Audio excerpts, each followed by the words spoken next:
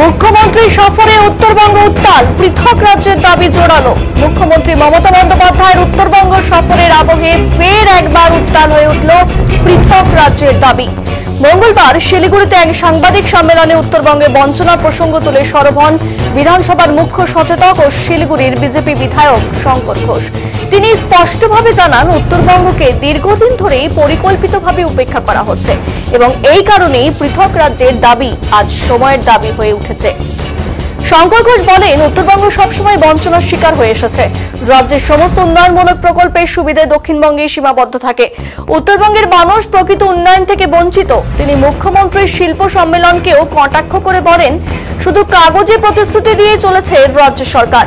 1 লক্ষ কোটি টাকার বিনিয়োগ আর 5000 কর্মসংস্থানের ঘোষণা শোনাতে ভালো লাগে, কিন্তু বাস্তবে এর রূপায়ণ নিয়ে বড়সড় প্রশ্নচিহ্ন থেকেই যায়। উল্লেখ্য, মুখ্যমন্ত্রী বর্তমানে 3 দিনের উত্তরবঙ্গ সফরে রয়েছেন। সোমবার তিনি দীনবন্ধু মঞ্চে উত্তরবঙ্গের শিল্পপতিদের সঙ্গে বিশ্ব বাংলা শিল্প সম্মেলনে অংশ নেন। সেই মঞ্চ থেকে রাজ্যের উত্তর প্রান্তে শিল্প গড়ে তোলার একাধিক পরিকল্পনার কথা ঘোষণা করেন তিনি। তবে শঙ্কর ঘোষের মন্তব্য ঘিরে নতুন করে উত্তপ্ত হয়ে উঠেছে উত্তরবঙ্গের রাজনৈতিক আবহ। শাসক দলের তরফ থেকে এখনো পর্যন্ত কোনো প্রতিক্রিয়া না মিললেও বিশেষজ্ঞ মহলের মতে বিজেপির এই মন্তব্য আগামী পঞ্চায়েত ও বিধানসভা নির্বাচনের আগে গুরুত্বপূর্ণ রাজনৈতিক ইস্যু হয়ে উঠতে পারে।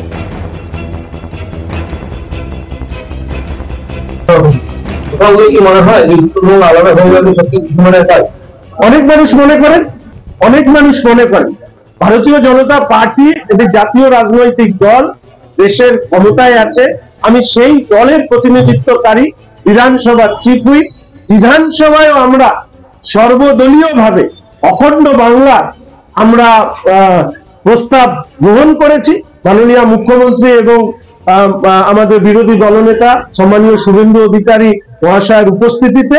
কিন্তু এর পরেও আমি এটা জানি, উত্তরবঙ্গের একাংশের মানুষ, অনেক মানুষ, তারা সরাসরি উত্তরবঙ্গের অবহেলা নিয়ে বলতে গিয়ে আমার কাছে অনেকে এসে বলে, কিন্তু আমি একজন দলীয় কর্মী, ফলে দলীয় কর্মী হিসাবে আমি তো এই কথা তুলে ধরতে পারবো না। মানুষ বলে মানুষের কথা শুনি।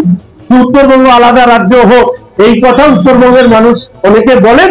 এই কথা বাস্তব সত্য, এই কথা অস্বীকার করার কোনো জায়গা নেই।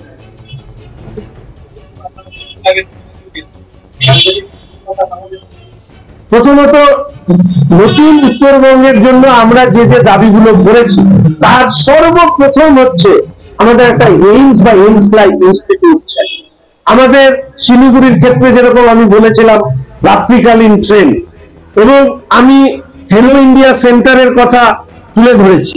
সেন্ট্রাল ইউনিভার্সিটি আমাদের উত্তরবঙ্গে হোক, সেই ব্যাপারেও আমাদের চর্চা হয়েছে। এরকম একটার পর একটা বিভাগে আমরা মন্ত্রীদের সাথে কথা বলেছি। আমি আশা রাখি পুজোর আগে পর থেকে তার বেশ কিছু সম্মতি আমরা কেন্দ্রের কাছ থেকে পাবো। এবং তার পাশাপাশি আরেকটি কথা বলে রাখি যে রাজ্যের সরকার, কেন্দ্রের সরকার, এটা মানুষের সরকার, কোনো দলের সরকার নয়। পশ্চিমবঙ্গের সরকার তার রাজনৈতিক ইগো ভুলে যদি কেন্দ্রের সরকারের সহযোগিতা কামনা করে, আমরা সর্বদা রাজ্যের সরকারের পাশে দাঁড়িয়ে কেন্দ্রের সরকারের কাছে আবেদন করতে চাই। শিল্প সম্মেলনের নামে ভাওতা এই রাজ্যের মুখ্যমন্ত্রী উত্তরবঙ্গের মানুষকে কিভাবে দেয়, আমি এর আগেও বলেছিলাম যে শিল্পের নামে অধিগৃহীত জমিতে গরু চড়ে বেড়ায়, শিল্প আসে না।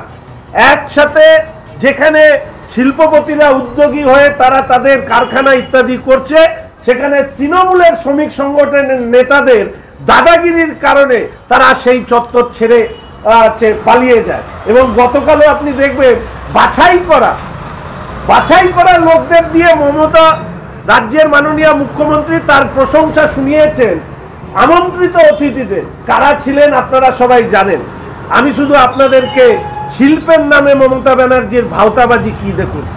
আলিপুরদুয়ার, রায়গঞ্জ, দক্ষিণ দিনাজপুর আজ পর্যন্ত শিল্প চালু হলো না। জমি পড়ে, বিনিয়োগকারী নেই। পাহাড়ের নানা গল্প শোনালেও 1 টাকাও আনতে পারেননি আজ পর্যন্ত। জেলায় জেলায় শিল্প তালুকগুলো গোচারণ ভূমিতে পরিণত হয়েছে, বড় বিনিয়োগ নেই। কুচবিহারে পাট, মেঘলা, হলদিবাড়ির টমেটো, দার্জিলিং এর কমলা, এলাচ, গঙ্গারামপুরের তাঁত, মালদার আম, রায়গঞ্জের তুলাইপাঞ্জি, উত্তরবঙ্গের যথেষ্ট সম্ভাবনাময় নিজস্ব প্রোডাক্ট নিয়ে আজ পর্যন্ত সরকারি স্তরে কোনো ধরনের বড় পদক্ষেপ হলো না। আমাদের বিধাননগরের আনারস, যাতে কৃষক বা অন্যান্যরা লাভবান হতে পারে। আম, কমলা, টমেটো, আনারস প্রক্রিয়াকরণ শিল্প গড়ে উঠল না, 1 টাকার বিনিয়োগ হলো না। অথচ ঘটা করে প্রতি বছর উত্তরবঙ্গের জন্য সিনার্জি হচ্ছে। তার কারণ আমাদের রাজ্যের মুখ্যমন্ত্রীকে উত্তরবঙ্গের মানুষ চেনেন না, তাকে খুশি রাখতে কোটি কোটি টাকা খরচা করা হচ্ছে। এই খরচার পেছনে আমাদের উত্তরবঙ্গের কি লাভ হয়েছে এটা আমাদের বোঝা আজকের দিনে দাঁড়িয়েও সম্ভব হয়ে উঠল না। এই প্রসঙ্গে বলে রাখি যে আমাদের মাননীয় মন্ত্রী শ্রী সুকান্ত মজুমদার মহাশয়, আমাদের রাজ্যের সভাপতি, আমাদের মাননীয় বিরোধী দলনেতা শ্রী শুভেন্দু অধিকারী মহাশয়, এবং অনেক আগে আপনারা জানেন যে আমাদের পাহাড়ি অঞ্চলে এবং এই একটা বড় অংশে আমরা বারবার করে বলেছি শিল্প স্থাপনের জন্য বিশেষ সুবিধা দেওয়া এবং এই ক্ষেত্রে ফার্মাসিউটিক্যালস যেটা ইন্ডাস্ট্রি তার জন্য বিশেষ ছাড়ের কেন্দ্রের সরকার রাজ্যের সরকারের সমন্বয়ের মধ্যে দিয়ে এখানে শিল্প গড়ে উঠুক, এই নিয়ে কিন্তু বারবার সরব হলেও আমরা আজ পর্যন্ত এই ব্যাপারে রাজ্যের সরকারকে উদ্যোগী হতে দেখিনি। ধ্বংস হচ্ছে উত্তরবঙ্গের প্রকৃতি, সব জেনেও নীরব রাজ্য। উত্তরবঙ্গ বিশ্ববিদ্যালয়ের বায়োটেকনোলজি বিভাগের একাধিক গবেষণার তথ্য বলছে মহানন্দা জলে কিলবিল করছে ক্ষতিকর ব্যাকটেরিয়া, শয়ে শয়ে সুপারবাগ। আপনাদের প্রত্যেকের এখানে আমরা সব উত্তরবঙ্গের ছেলে, এখানকার ছেলে। মহানন্দা নদী আমাদের পরিচয়। সেই উত্তরবঙ্গের মহানন্দা নদীর দূষণ এই পর্যায়ে পৌঁছেছে যে আজকে রাজ্যের সবথেকে দূষিত নদীর শীর্ষে মহানন্দা পৌঁছেছে। মহানন্দা অ্যাকশন প্ল্যান মৃত, অথচ রাজ্যের সরকার তথা মুখ্যমন্ত্রীর ভূমিকা কি? তিনি এখানে অনেকবার এসেছেন, অনেকে বলেন উত্তরবঙ্গের উন্নতির জন্য। আমি মনে করি উত্তরবঙ্গের উন্নতির জন্য উনি আসেননি, উনি এসছেন উত্তরবঙ্গে, উনি ওখানে স্ট্রেসড আউট হয়ে যান, ফলে এখানে এসে একটু হাওয়া বদল করে তিনি এখান থেকে ঘুরে যান। না, মেকলিগঞ্জ সুতি থেকে শিলিগুড়ির ফুলেশ্বরী বা জোড়াপানির দূষণ ও আবর্জনার নালায় পরিণত হয়ে মরা নদীতে পরিণত হয়েছে। তিস্তা, তোরসা, রায়ডাক, জলঢাকা সহ উত্তরবঙ্গের প্রায় সব নদীগুলো হয়ে উঠেছে বালি মাফিয়াদের স্বর্গরাজ্য। স্থানীয় তৃণমূল নেতা ও পুলিশকে তোলা জমা দিয়ে লুট হচ্ছে নদীগুলো, সবাই জেনেও চুপ হয়ে গেছে। ফলে নদীগুলো গতি বদলে কোথাও ভাঙছে বসত বাড়ি, কোথাও ভাঙছে চাষের জমি। শুধুমাত্র বালি মাফিয়াদের কারণে হাজার হাজার বিঘা জমি প্রতি বছর নদী গর্ভে বিলীন হয়ে যাচ্ছে, ভাঙছে বনভূমি এবং চা বাগানও।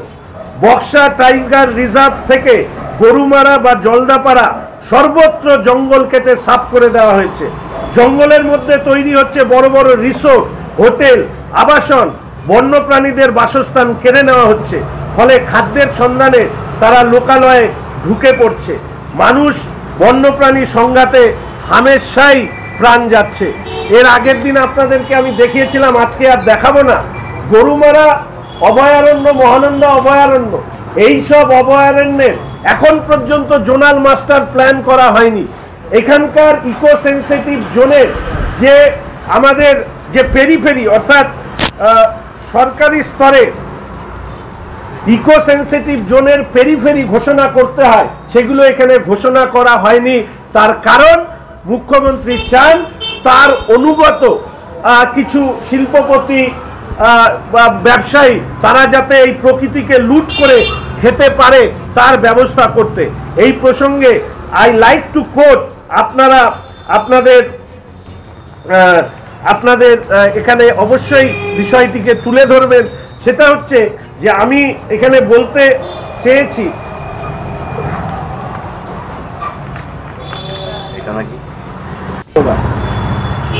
আপনারা জানেন যে মাননীয় মুখ্যমন্ত্রী গতকাল আমাদের শহরে এসছেন, একটি বাণিজ্য সম্মেলন করেছেন এবং আজকেও তার কিছু কর্মসূচি আছে।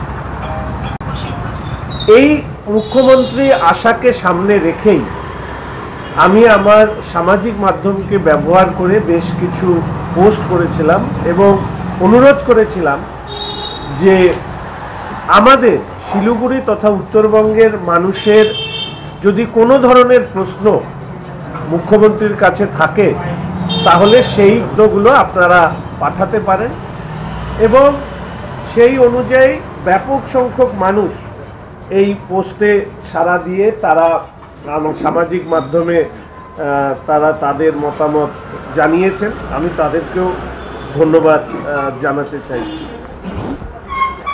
মাছ ছাড়া মাছের ঝোল, এটাই হচ্ছে আমাদের মাননীয় মুখ্যমন্ত্রী আমাদের যে বাণিজ্য সম্মেলন এখানে করেছেন সেই সম্মেলনের নির্যাস হিসাবেই আমি তুলে ধরতে চাই। এবং আপনারা এখানে দেখছেন যে শিলিগুড়ি তথা উত্তরবঙ্গের মানুষ হিসাবে আপনার মুখ্যমন্ত্রীর কাছে কি প্রশ্ন, এটাকে সামনে রেখে এরকম অসংখ্য পোস্ট, অসংখ্য কমেন্ট সবাই করেছে। সবটা আমি তো তুলে ধরতে পারবো না, আপনারা আমার যে পেজ, ইনস্টাগ্রাম, টুইটারে এগুলো দেখে নিতে পারবেন। এবার আমাদের সাংবাদিক বন্ধুদের কাছে শুধু একটু নিজের যন্ত্রণার কথা বলবো যে মাঝে মাঝে মনে হয় যে উত্তরবঙ্গের কথা বলার জন্য দক্ষিণবঙ্গ, বিশেষ করে কলকাতার লোককে ভাড়া করবার প্রয়োজন হয়।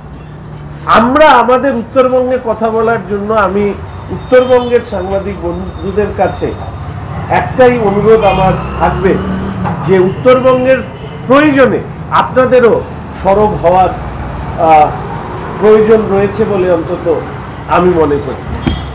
দেখুন, আমার হাতে যে চ্যাপ্টার বা যে ছবিটি আছে, উত্তরবঙ্গের শিল্প সম্মেলনে 50,000 কোটি টাকা বিনিয়োগ এবং 24,000 কোটি টাকার বিনিয়োগ এবং 50,000 কর্মসংস্থানের প্রস্তাব।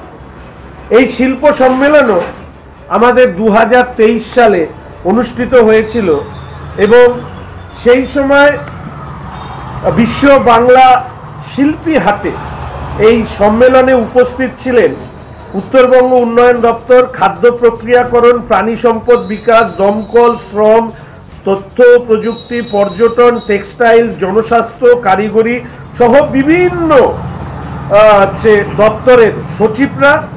এবং পরবর্তীকালে যে প্রস্তাব এর কথা মাননীয় মুখ্যমন্ত্রী ঘোষণা করেন সেটা হচ্ছে 24,000 কোটি টাকার বিনিয়োগের প্রস্তাব হল উত্তরবঙ্গ শিল্প সম্মেলনে এবং 50,000 নতুন কর্মসংস্থান।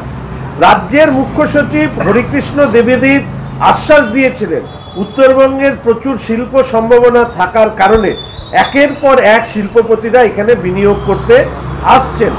এবং এই আজকে 2025 সালে মে মাসে যখন আবার আমরা তথ্য কেন্দ্রে আরেকটি হ্যাবিচুয়েটেড লায়ার বলে একটা কথা আছে, প্যাথোলজিক্যাল লায়ার বলে একটা কথা আছে, রাজ্যের মাননীয় মুখ্যমন্ত্রী এখনো যদিও